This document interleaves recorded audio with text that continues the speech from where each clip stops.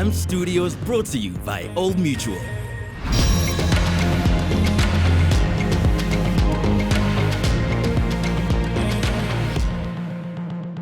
Hello everybody, and a warm welcome to Nasty C's Zulu Man with Some Power podcast series, brought to you by AMP Studios by Old Mutual. Right now, I am coming at you guys from AMP Studios in Newtown, which is an incredible world-class facility that was put together by the good people at Old Mutual. As you can see, they've got a dope stage behind me with incredible lighting and a full PA system. There's a recording studio, a boardroom, and so many other facilities that you guys can use if you want to take your career to the next level. For more information, make sure you check out this website that is strapped below. Since the very beginning of his career, Nasty C has been a big thinker. He's always tried to do things differently, and that's probably why he's advanced to the international level where he is today. So to celebrate the release of his third album, Zulu Man with Some Power, he has called upon some industry professionals to break down what really happens behind the scenes in the music industry. So whether you're an artist, whether you're a content creator, whether you're an aspiring music manager, there's so much cool information in this series that you definitely want to check out. In this week's episode, Nasty C lets us in on what it's like to have an international record deal. He sits down with Yvette Gayle from his management team, as well as Justin Duran, who was the marketing manager from Def Jam Records in New York City. In this episode, they break down how they actually first discovered Nasty C and what it takes for a young African artist to make an impact on the global music scene. The time is now. Let's go. Just for the ones in the back, I'ma just say it louder. I'ma go ahead and say it louder. I'm a Zulu man with some power, yeah. Zulu man with some power. Zulu man with some power. Zulu man with some power. Zulu man with some power. Welcome to the Zulu Man with Some Power podcast. Here we go. We are here today with the Zulu Man himself, Nasty C. And Justin Duran from Def Jam, New York City in the house. Okay. What's going on, guys? I'm good, man. How are you? I'm good. Yeah. Everything's great. Up and early on my side for Junior. Indeed. Appreciate it.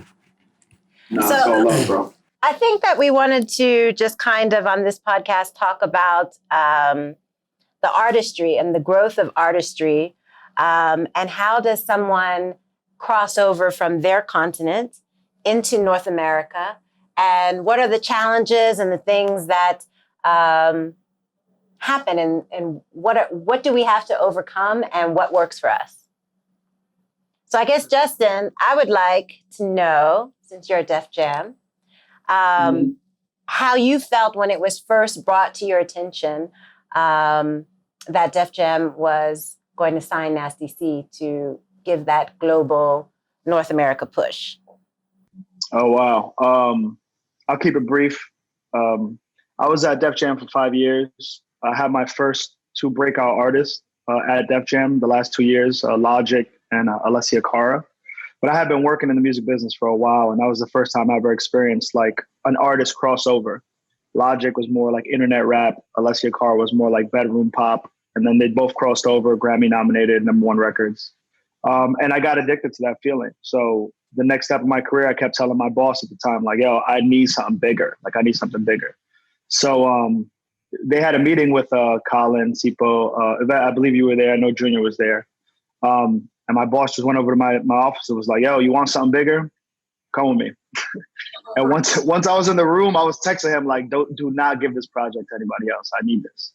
So you know, and I said that because in full transparency, I didn't know who Junior was at the time, but just to see what you guys have already built, I felt like that would be the next challenge for me. Like, I got to take that to the next level. It felt like it already needed to be in the American marketplace. Like, oh, this is ready to go. It just needs like someone that has respect for urban culture, hip hop culture, to just take it and do it the right way, not make it feel forced. And just because I'm competitive by nature, I didn't want nobody else to have it. I was like, I could do the best job with that. So I was excited. And Junior, can you talk about like last year, I think you went to 34 new international markets, right? What is your perspective? Like when you first started out, did you think that, did you have global domination on your sights? Or were you just thinking, at Africa, home, South Africa? Like what was going through your your thoughts as you evolved? My whole thing since I started, I always looked at myself as somebody who was once gonna be like a global superstar. So whenever I made my music, I didn't make it thinking, oh, this is only gonna exist here in South Africa or in Africa or in a certain market. Like I always just made music for the entire world. And I always like believe that if I keep going as hard as I'm going and keep improving, then it's only gonna be like a matter of exposure. You know what I mean? That's how I looked at it. And I think that's what's key. And for a lot of artists who look up to you and look like they want to, forge their own path, it's about opportunity. It's about hunger. And sometimes it's about being in the right place at the right time. Justin, I don't know if you probably don't know this, but I first met Junior when I was still working at Interscope and I was head of urban PR. And at that time, I was trying to get him signed to Interscope. No shade to Def Jam. And I was hired. I gotta leave. Well, they fucked up, right? They fucked up. They lost it. So, but I remember meeting Junior for the first time, and I remember saying and hearing that this kid is going to be huge. Right? I've worked with a lot of different artists, a lot of different hip hop artists from Nas to the Fugees to 50 Cent and whatnot. And when I first heard you, I got that same feeling that I heard or felt, when they were coming up. So I knew that it was like you. I was like, I got to get on a plane and I need to come. And I was actually hired before I became his manager. I was working with him just to kind of help shift his global presence by the label that he used to be signed for. And do you remember the first time you went to America, to the U.S.? It was New York, I think. Yeah, right? It was. How was that experience for you? It was dope, man. It felt exactly like all the shit that I've seen, like, and thought it was gonna be. You know what I mean? Like, it definitely fulfilled that, and it was a little intimidating.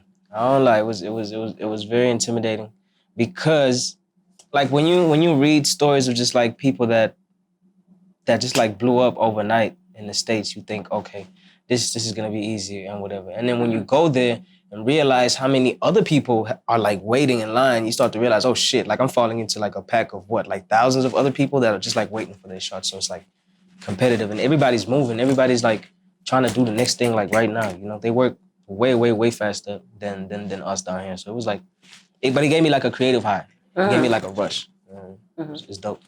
Justin, what do you think the challenges are? Like, obviously, we usually have a set game plan or a path or a road in general, quote unquote, when we're trying to break a new artist in North America. And how do those timelines and how do those projections change when you're dealing with someone who's ex-US and you're trying to bring them in and make it work and make it pop? I know this is not, I do marketing for Junior, so I know this is probably not the best thing to say, but I have a feeling that a lot of his fans and younger kids that may be influenced by whatever content Junior puts out in South Africa or SA or anywhere in the world are going to listen to this. And I feel being honest is probably the best route for that kid. Like a 12-year-old version of Nasty C right now, somewhere listening to this. I think there is no solid guaranteed game plan to breaking anywhere. You could live in New York and you could struggle, and you could also live in SA and struggle. So I just want to say that before I pontificate with my label experience. No one really knows, and I think we need to be. I think a 12-year-old version of Nasty C needs to sit at home and know that. Hey, this dude at Def Jam that worked with some of the biggest artists in the world said that no one really knows, so I'm going to go super hard. And that's what Junior did. His ignorance led him to where he was. For what it's worth, my story, not anywhere close to Junior's, and I'm sure the same for you, Yvette. No one where I come from would ever be able to do what I do. I'm an astronaut. Like people look at me and they're like, I can't believe you're doing what you do. And I didn't have a direct route. There's kids that I've worked with that went to school for business. And I went to community college and started a radio show. So there's no direct path. You figure it out as you go along, and the internet creates entry points for people that are in a whole other side of the planet to be a part of the U.S. conversation. So that's the broadest stroke I could give, knowing who's going to be listening to this. And then I could get into the details of Nasty C because it's obviously a little bit more articulate than that. Yeah. What do you feel? So there's one construct where you're here in South Africa and you are superstar, right? And you're used to moving and shaking and getting certain things.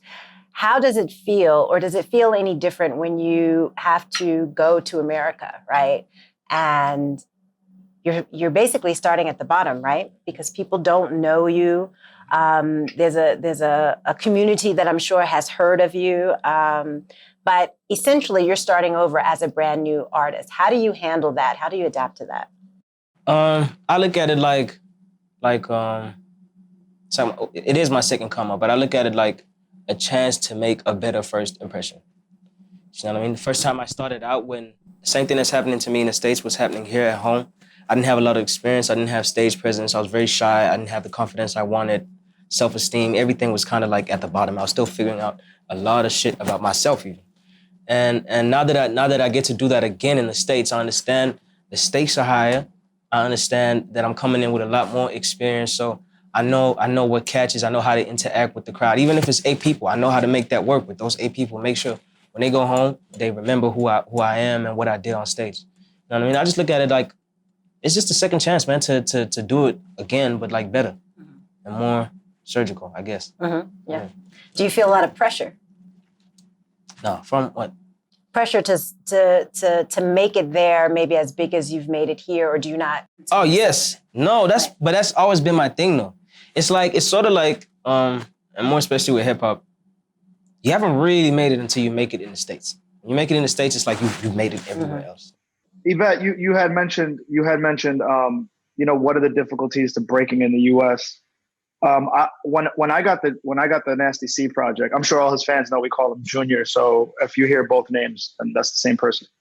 The minute I got the Junior project, the minute I get any project, my job as a project manager and a marketer is to understand the positives and the pros and the cons of the artist. The artist is brand new, then I have to focus on his skill set because that's the advantage he has. The minute Nasty C came in, it was like, how many followers does this dude got? How many views his videos got? Oh, this already took off. Now, I say that as a marketer, but the fan in me, like the kid in me is like, I know, it's probably the same for you, Junior. I know a lot of, like where I'm from, to be the first on anything makes you the coolest. Like, if I'm the first one to wear a certain sneaker, if I'm the first one to fuck with a certain artist, like that is cachet for me.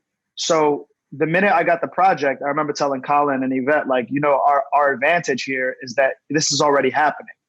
So the US market they're so arrogant. Like the US fan is so arrogant because we produce the most hip hop and pop music that when a new artist comes and we don't know about it and the momentum is kind of happening without us knowing, they like the front, like they already knew about it. Oh yeah. I've been knowing about Nasty C. So that was the advantage. It was the part of the marketing plan was like, yo, how do we leverage his fan base, his audience, his momentum, and put it into these vlogs or these Instagram accounts and do a press run and videos where people feel like they're late. And the phrase is universal. It's FOMO. It's part of internet culture when you're fear of missing out.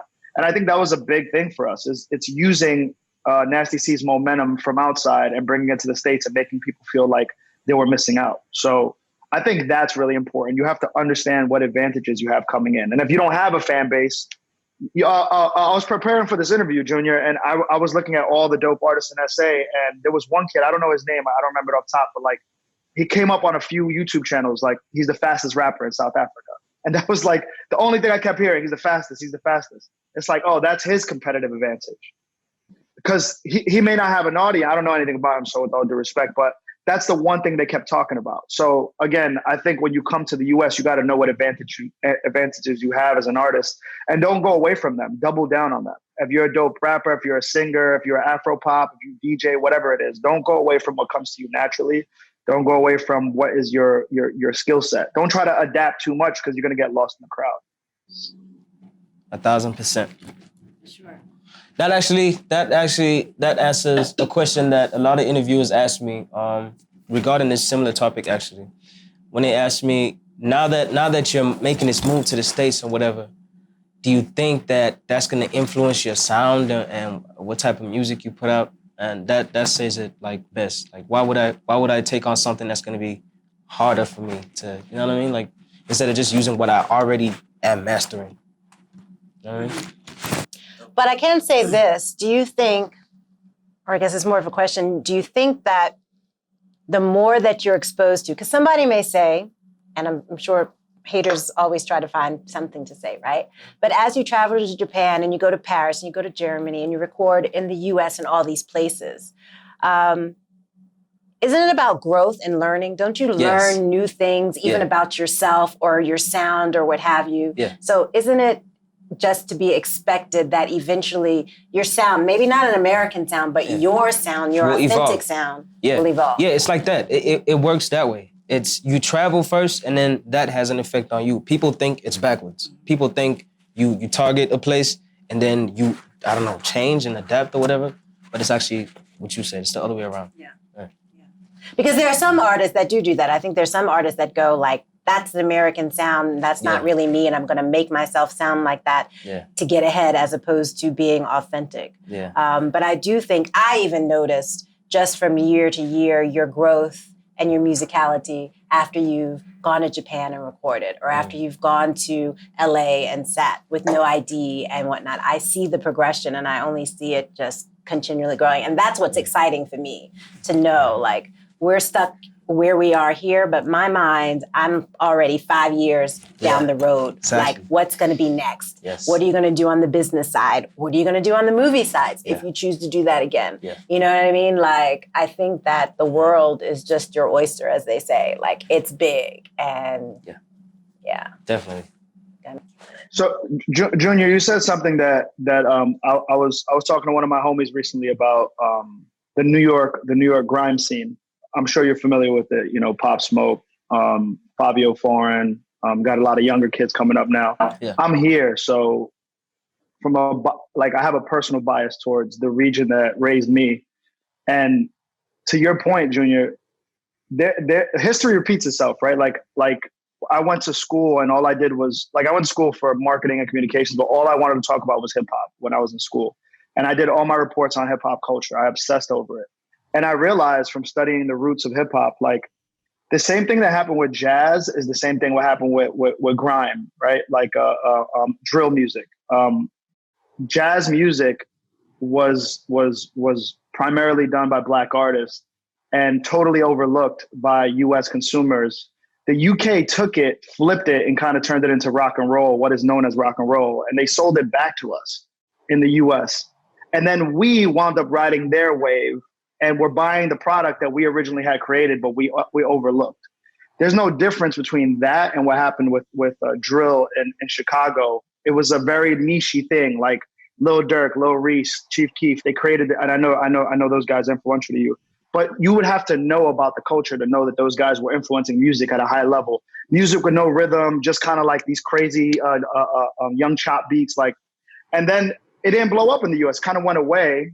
And then the UK took it and turned it into grime. And I'm sure people in the UK would debate that, but there's an influence there to grime music.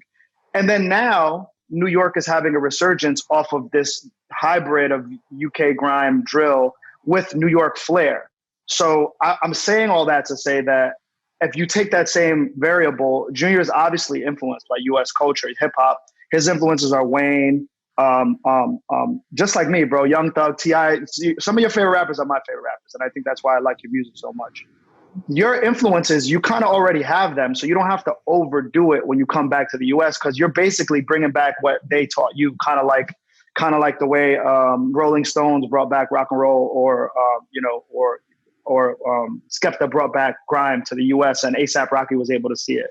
See, like if you're a music fan, you understand all those corollaries. And the truth of the matter is any artist that came back with the genre that we influenced in the US with, they didn't have to oversell it. They just came and was like, I am a product of you, but it's a different version. It's influenced by a different region.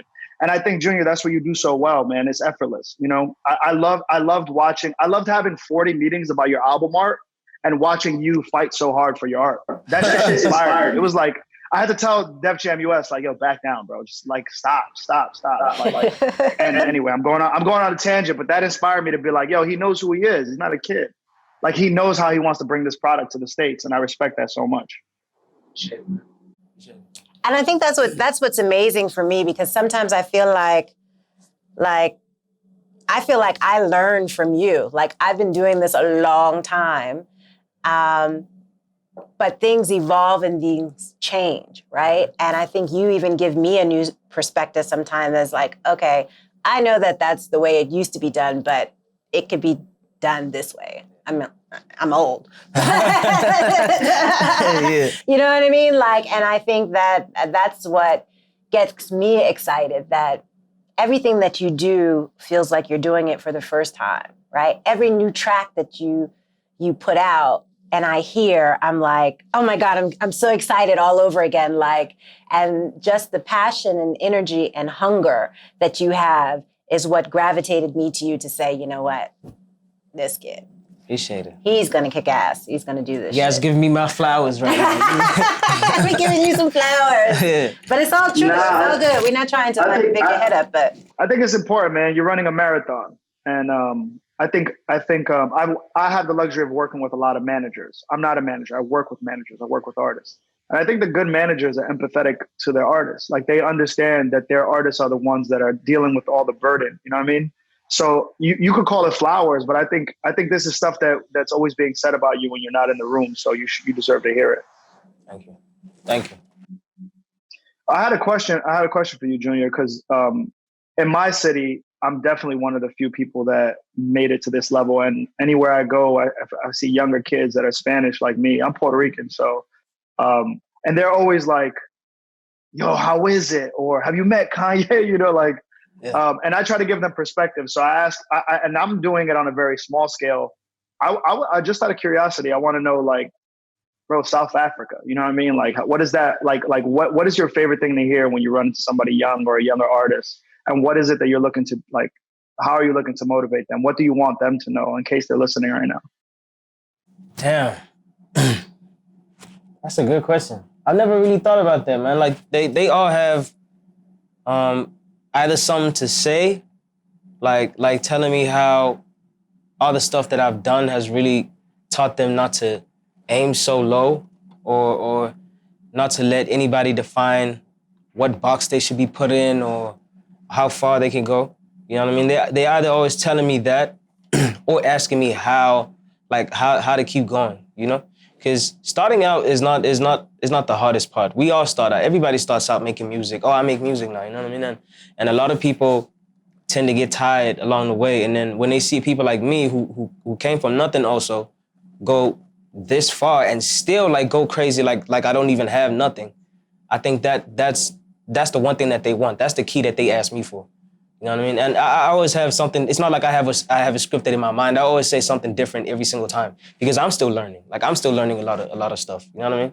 So I always just like, I cross that bridge when I get to it type shit.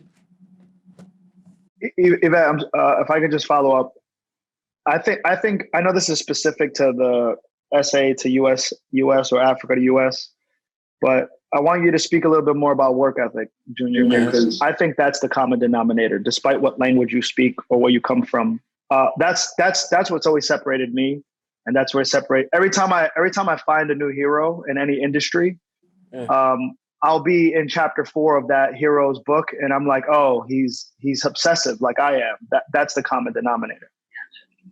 I think that's the most important thing. Yeah. Like, you can have talent and you can be the most talented person in the world, but if you don't have that grit and you don't have that hunger and you don't have that professionalism to know that the entertainment business is still a business, right? Like, and if you're not going to be straight about the business, you at least have to surround yourself with a whole bunch of people who are straight about the business to get the business done. And I think that's what people fail to realize, that they think that you're just going to go in the studio and make a dope record and it's going to come out and it's going to go to #1 and it's going to stop. No. Yeah, how many interviews do you have to do a day that you hate doing? Like a couple of incidences that happened, especially I think it was the first time we were in the States. Remember BET Week? Yes. When we were doing all those interviews, there was this one big room with like 30 radio stations. right? BET Awards. And I had to. I know exactly. The radio room. And I had to do like 27 of them or something like that, Yeah. right? Same question. Dog. And I was getting like a little frustrated, and I was like, man, I'm so over this. And then I started to realize, wait, the people that I aspire to be as big as are in this exact room doing the same shit I'm doing, and they going as hard as I'm doing it. You know, I was like switching seats with DJ Khaled and Young Dolph. Like, I'm like, okay, cool. This is what you have to do. Like, there's no way around it. You know what I mean? That was one of my. I loved it. Yeah, look. I love that you said Young Dolph. It's amazing. Not I people think. know who Young Dolph is. Oh yeah, he's hard. I think people just really fail to realize. And, you know, the one thing, you know, North America is so huge. We probably have 20, 30,000 more publications, radio stations, and everything under the sun than what Africa may have. So when you put out a record and you're doing press here, the amount of press that you have to do there to get it there is like triple fold. Bruh. So he's been going hard like day in and day out. You know, some days it's like 12 interviews straight. And I'm like, buck up. Like, this is what everybody else has to do. This is how you get it done. And it's not like you could just do it just for the sake of and not give it that same energy that you gave like the other interviews. You have to show up like this is your first interview of the day, even if it's like your 12th of the day. Like, you still have to be excited. You still have to give it your all, because the person that's watching that doesn't really know if you had a bad day or what. That's one of the things that's like one of the hardest things I had to learn. Like, I remember when I had to do interviews back to back, I'd be like, yo, how am I supposed to fake being happy? Like, how can I do that? And then I realized it's just part of the job, man. It's what comes with it. And it's a skill. Yeah.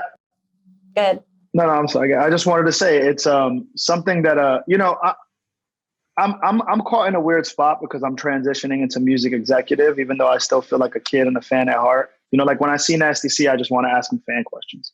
I don't want to ask him work questions, even though I probably should be asking work questions. And I have to remind artists, even though I'm good with vibing and developing relationships with artists, like, yo, you know, this is the entertainment business. You know, it's as much as you may not want it, and as much as your skill set may be just the gift of putting words together or to touch the stage and electrify people, you know, you're in a marathon.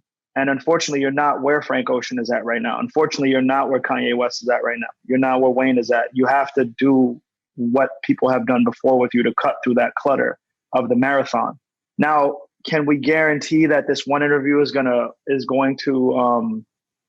be the breakthrough interview? Probably not.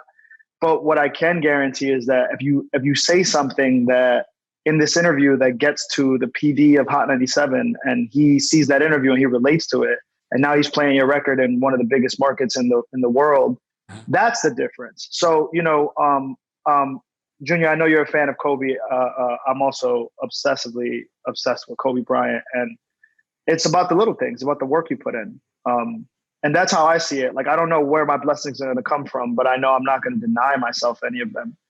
So I'm going to get up and put the work in. And the worst part is when you see it, I'm sure you guys see it too, Yvette. I know you have a large roster you work with. You see a talented person that doesn't put the work in. It's almost like seeing someone that's like 6'8" and doesn't practice, or someone that has great footwork and doesn't practice. It's like, it's a blessing that you're not taking all the way to the bank. And that to me is disheartening, especially with artists that are incredibly talented. So, you know, Junior is a great example of an artist that is incredible at his craft, but has also recognized, I got to put the work in, you know, even if I got to fake being happy, which is such a weird thing to say. Yeah. Hey, man. I wouldn't want to do it. So I commend you, man. Can I ask you a question? And this is for you too, actually, Yvette. Working with like me, right? For instance, when you guys present these ideas to whoever it is that you guys work with that side, like in the States, what's the one wall you guys always run into, like the most common one? You mean for as far as pitching you for stuff, or pitching you? Yeah, but me specifically, considering that it's different with any other artist from the outside, because it might be like a language barrier or whatever. With me, considering the way I sound, the way I rap and everything, like what's that one? Well, I'll talk about it from a publicity standpoint, right? And in North America, we started years ago, right? When you started going over and introducing you to like Vanessa XXL and all the editors, whatnot, and people loved you right off the bat and love your music right off the bat too. But in America, it's also about chart numbers, radio numbers, and what have you, right? So the difference is there that it's a little harder to crack that nut to get a Rolling Stone feature until you have the numbers and the hits there. And they'll come to the table. I'm very confident that they'll come to the table, but that's like the biggest thing of starting off. Because in my mind, yeah, in Africa, you're already a superstar. You already have 3 million. You already have a gazillion plaques and a gazillion awards and whatever. But in America, it's starting off. And so I also have to still keep in mind that all the artists that I worked with and even the superstar artists, when we first started out, it was the same thing. It was the same thing of having to grind and keep sending information and whatever. The difference is, and it pisses me off a little bit more now than it probably would working, a first-time artist coming up there, is that I'm like, you have already done it in another continent, whatever, but I've got to bring it back and be like, okay, Rolling Stone, or okay, this magazine, or okay, late night television. We have to get to the numbers there, and we have to get to the radio numbers there and the chart numbers there, to be able to justify, to be able to have those editors justify the spreads and the amount of real estate that they want to give you. And so I guess for me, that's probably the hardest part in just talking about the publicity frame, because, that's my background. But maybe, Justin, you can talk about the marketing side, if you find that there's... Yeah, I mean, look, Junior, I work like 14, 15 developing artists. So the struggle is the same for all of them. Going back to what I said earlier, it's a marathon. So how do you distinguish one artist from the other? What is the unique selling proposition that's going to make someone go, oh yeah, I know that dude, or oh yeah, he's dope, or he's the guy that does this. Nothing really difficult when it comes to you in terms of marketing, because like I said, unfortunately, fortunately and unfortunately, a lot of our business is being dictated by numbers. So good for you and your commitment to your core fan base that whatever we do, your fans gravitate to it. So even if you're on an IG Live with a DJ who has 4,000 followers and thinks he's the coolest guy in the world and he's just a DJ in Memphis, not that there's anything wrong with that. The minute he goes on live with you, his shit is flooded with flags. And just like people, fists, flags, and they have to respect that. So, you do a good job with that. I think that's a unique selling proposition. The difficult part is, and I was trying to think of a good analogy, but you travel a lot, Yvette. I know you travel a lot.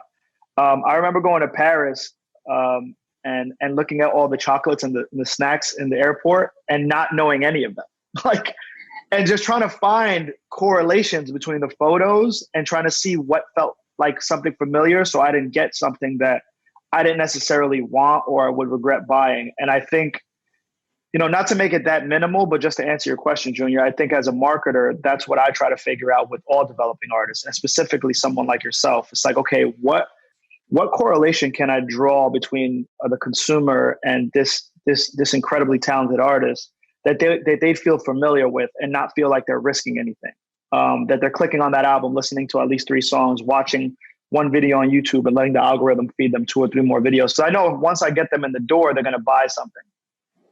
Familiarity is important. And I think we still have to break that. We still have to break that in the US.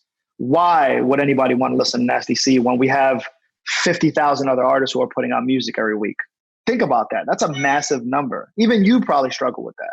So it's like looking at it's like walking down a movie theater and seeing all the posters and only looking at the posters that one of the actors in the posters. I don't know if I'm answering the question, but I think that's something that the U.S. consumer is an arrogant consumer, specifically when it comes to hip hop. We export the most hip hop. Why do we need Skepta? I don't get it. Why do we need Nasty C? Why do we need Drake? We're arrogant about our shit because it's our shit. But same thing happened in basketball. Why do we need European basketball players?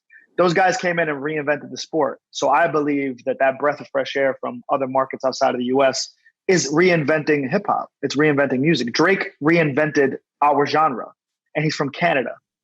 You know what I mean? Like I said, grime, drill was popping here, left, came back with the UK. Skepta served us drill in a different form as grime, as like the number one guy in the UK. So same thing for you, Junior. I think we just got to figure out the entry point. You're that dude in your continent. It's a matter of bringing it back in a way that feels palatable to them, but at the same time, it has your flair, your country's flair. But I also think that timing plays such a huge point, wow, right? I didn't think of that, yep. Like the time is now and everybody is looking to Africa. Every corporation in America is trying to see how to do synergy. Everybody's trying to get here. I remember when I came here like 10 years ago, nobody was talking about Africa, right? I didn't even know, 15 years ago or 10, 15 years ago, that even Universal Music Africa existed. And I spent 17 years at Universal Music. Like, how is that possible? Like, we don't know. And unless we're exposed, and really unless the global priorities change, which they have right about now, to be more inclusive and to import and export and have more collaboration, we're just getting to that point where society and the world is changing in general. And so I think you're going to see more of it. We're just on the tipping point, and hopefully we'll just drive that sword straight through and open up some doors for people to come behind us. I was telling Junior, right now, and especially with the song They Don't that he wrote, and the fact that he got on Seth Meyers, how many artists did I have, who had #1 charting songs and things that I couldn't get on that show before I left? You know what I mean? But you dropped something that was very pivotal in the moment, right? And it spoke to people, and doors open, and doors will continue to open as we're in the right spot right now. Yeah. And I mean, Junior, you keep doing what you're doing. I think because I know you're competitive and I know you're always setting goals for yourself. Anytime you're in the room with someone from the US, they just got to be food, bro. You just got to look at that. Like, if you get on a record with somebody, you can't let them breathe. Like, you got it. Like what you the way you were able to go with Keaton Got It, who are, a lot of people don't understand how elite what those kids do are. Like, their flow switching, their tonality, the last 4 bars in the Got It, where he kind of goes up in pitch. Like, that's a skill those guys have. And the fact that you were able to come in and rock out with those guys and debatably have a better verse, that's the type of energy you got to come into every single situation on the US side, because you're going to be the new guy in school. They're going to be like, who the fuck is this guy? Why do we need him? And if you punch above your weight class, you're always going to look like, oh, well, we got to remember who that guy is. And I know you do that already, but that level of confidence for anybody that's not you and is listening to this is like, if you're going to be in the room with the people that are essentially in the market dominating the audience that you want, then you got to kill them. Drake killed everyone for 6 years straight. He was the goofy kid from Canada. Like, no one wanted to give him his credit, man. No one. I say that because I still feel that way about him. He's still the goofy dude from Canada, but he's a mega star, and that's because he don't let up. If he's on a record with Fabio Foreign and Pop Smoke, he's coming at them. If he's on a record with Bruno Mars, he's coming at him. If he's on a record with The Weeknd, he's coming at him. He's incredible because he respects the craft. Kind of like Eminem. It's like a craftsmanship thing. And the same goes for artists that are coming from other countries. Kill your opponent. I mean, that might not be the best terminology for it, but you get what I mean. Yeah, I see. I get. But you have to have that kind of mentality. Wayne, I know Junior's a Wayne fan. Wayne did not get that 4 years. He bodied everything. Yeah. And at the end of the day, you're gonna have data nerds. You're gonna have label guys with the glasses going through numbers. That shit don't mean nothing. The fans dictate where things are going. Lil Baby destroys everything he gets on right now. That's why he's the #1 artist out. When Cardi had it, Cardi B, she destroyed everything. So, it comes down to the craft. And I think you do a great job at that, Junior. So, for you and anybody listening, that's what's going to separate people. That's why I was asking you that time we jumped on a Zoom, like, yo, are you interested in freestyling? Not because that's a thing people still do here, but you're great at it. So if you jump on a Flex or you jump on a Wu Kid or and you destroy it, people got to pay attention. We got to force people to pay attention because sometimes they don't even know what's good for them. Yeah. All right. Especially U.S. consumers. We're arrogant, man. I'm arrogant. I'm sure you're arrogant. Like, you just feel like you know everything already. And then when you get a new product, you're like, oh, this is tough. Or, wow, I didn't even know this existed. What's going to make that moment, you know? What's going to make the gatekeepers? You know what's really weird to me, and this is probably not the best thing to say as someone who works at Def Jam, but it's funny to me. Every time I jump on a Zoom with like a Nasty C, who I think is the coolest kid in his continent, and he, the frosted tip dreads with the all white on, the jewelry, like, you're the epitome of cool. You're an entertainer, you're an artist. And we jump on these Zooms with these people who oversee like these DSP channels, like these streaming channels, or these DJs. And I can't help but to be like, yo, this kid is a fucking lame. Like, how does he get to decide what is culture and what is not culture? Like, if this kid went to school with me, I would clown him. Like, this guy should not be in control of what gets played and what. But we don't get that choice. Yeah. So sometimes we got to prove ourselves to people who are not even worth being proven to. But at the end of the day, you just got to prove it to them. And that be the same kid that be fucking with Playboy Cardi one year, and then he got a new rapper next year. But that kid don't have great taste. He's just a gatekeeper, and you got to get past the gatekeeper. So, you know, that's probably what makes artists feel uncomfortable. Like, you're a clown. Why am I performing for you? Or you're a clown. Why I got to prove anything to you? I know no one will say that, but I'll say it. It's cool. You can say that. For sure. Nah, yeah, Junior can't say that, but, you know, I'll be looking at them like, bro, how you get to be the guy? Like, I don't get it. You know? And you just gotta remove them with performance. That's the way I see it. You know, make it so like Drake did. Make yourself so undoubtedly great that no one could deny you that spot. What are your goals stateside that you feel like all right, cool, I'm on another level now? What's some things that you're looking forward to that you want to accomplish on this side? I have one that I'm gunning for right now. Like that's like at the top of my list right now. Is to go platinum in the States. Platinum in the States. Yeah, because platinum here is different. Platinum here is way different. It's like, how much is it? I think it's 5. Is it 500? No. Platinum no, here? I'm sorry. I'm thinking gold in America is 500. Gold in America is 500. Platinum here is like 35. Yeah. Do you know what I mean? So, it's like, it's not even gold. It's not even half, not even a quarter. It's like, it's very low. But also it's like, perspective. Yeah, I mean that is definitely attainable, and I try not to speak about other artists in front of other artists, but I think this little story would be relatable to you, Junior, because do you know who Valet is? Yeah. So Valet, Valee, he signed a good music. Kanye signed him. That before I got your project. 2 years ago, it's been like 3 years now. When they brought Valet in, I thought he was the coolest artist in the world. Like I emailed my CEO, like, yo, I have to work this project. Like, there's no way you give this to anybody. Anyway, long story short, me and his manager got really cool. Kanye fucked with him, Pusha T, like they did records with him. And we couldn't get anything to connect. And he had this record that was in his hard drive for mad long. It was called Womp Womp featuring Jeremiah.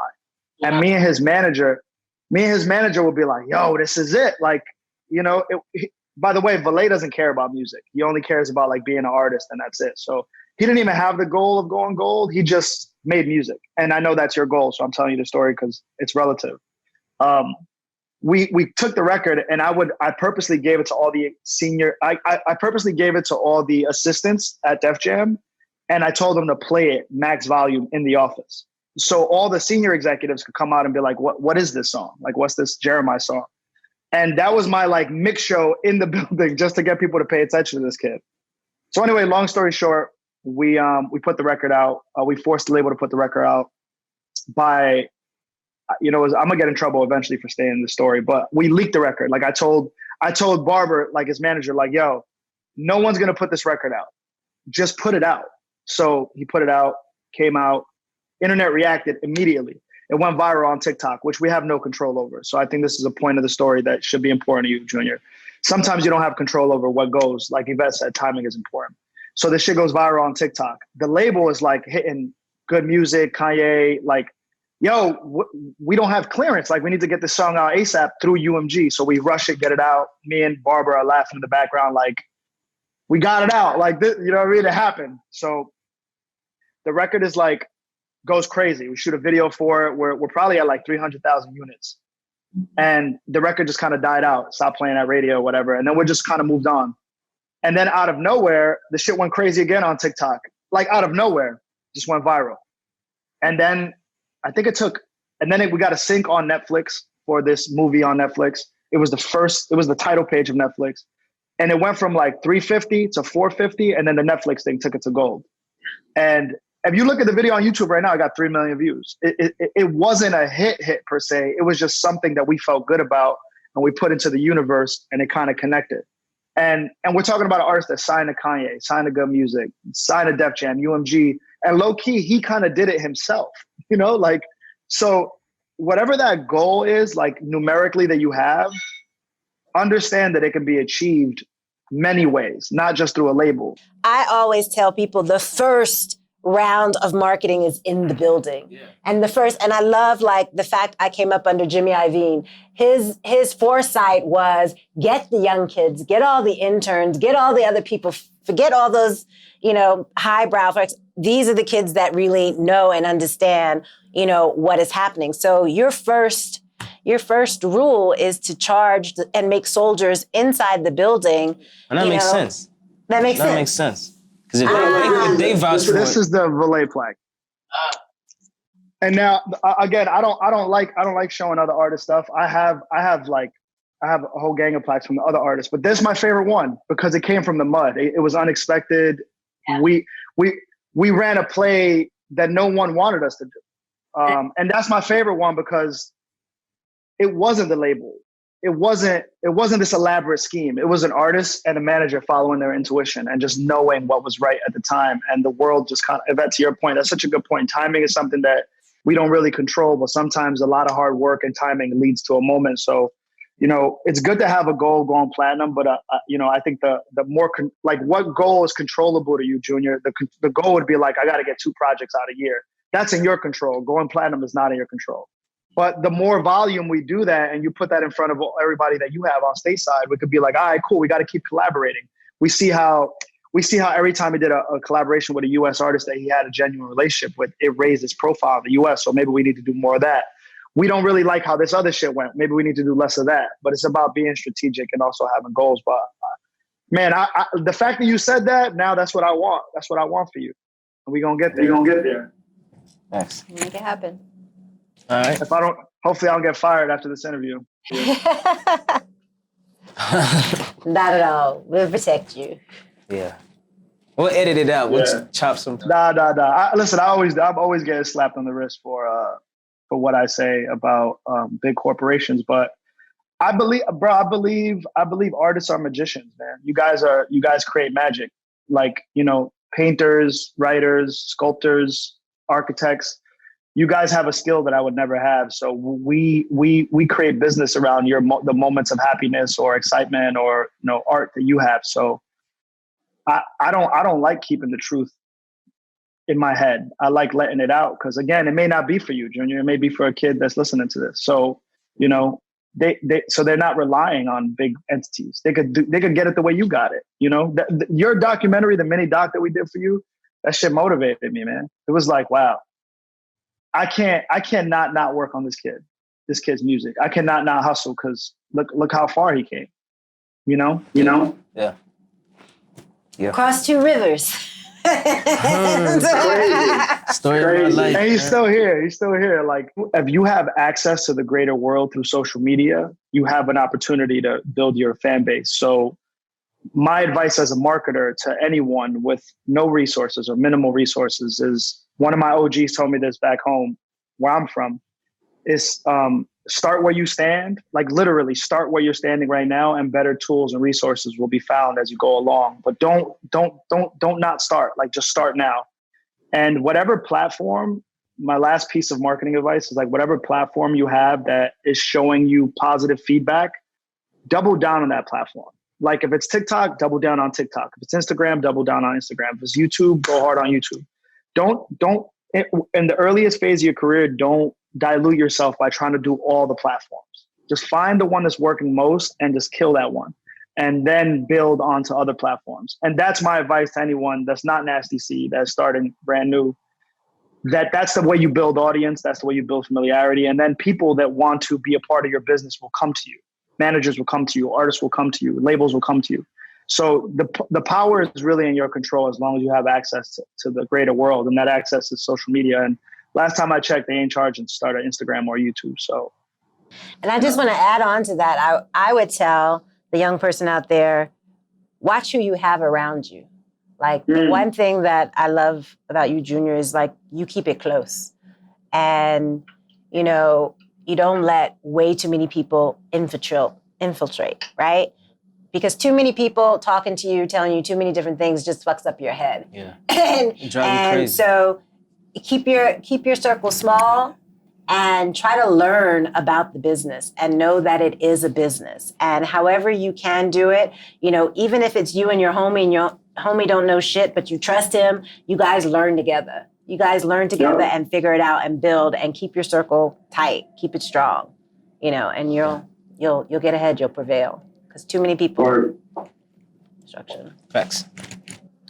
But I hope everybody has enjoyed this Nasty C podcast. Justin, thank you for joining us all the way from New York City early in the morning. We appreciate you. Junior, do you have any closing remarks? Yeah, just thank you guys. I learned a lot, definitely. Yeah, I'm excited. I'm excited, man, for everything that's gonna come. Seriously. All right.